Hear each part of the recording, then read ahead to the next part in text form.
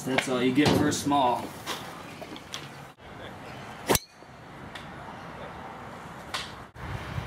Facebook notifications. It's essentially what the world turns on now.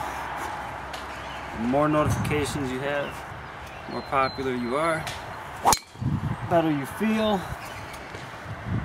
I wish I could just completely remove myself from Facebook, but at the same time,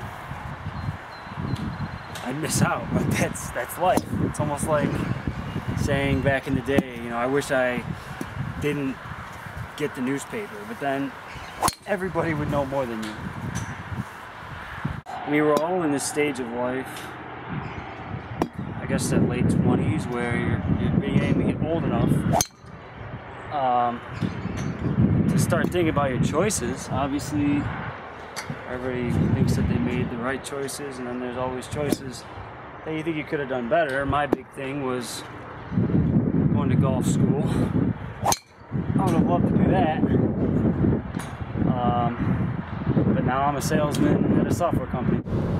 Nowadays it's like constantly I see a flashing light.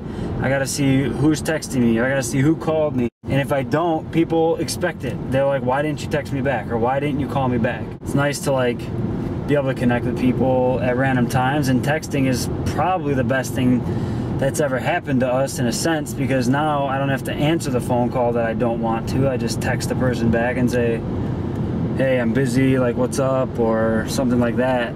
It's almost become so bad that the only person I pay attention to is the girlfriend. So if the girlfriend texts me, you know you're gonna see her later and you wanna respond. You wanna make that part of your life good.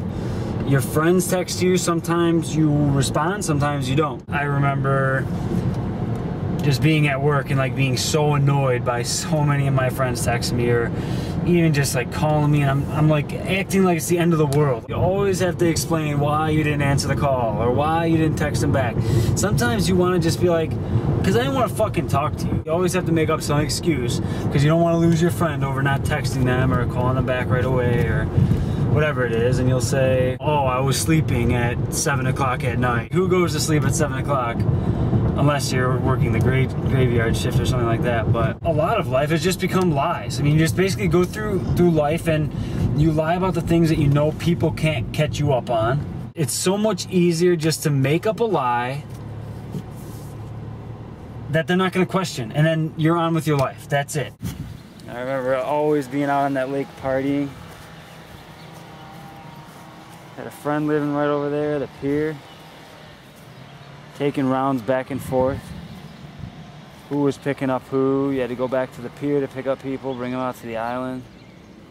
Getting completely wasted out there doing some of the dumbest things human beings are capable of. Back then though, I mean, I was a fat ass. I was up to like 260 pounds. I got addicted to Warcraft.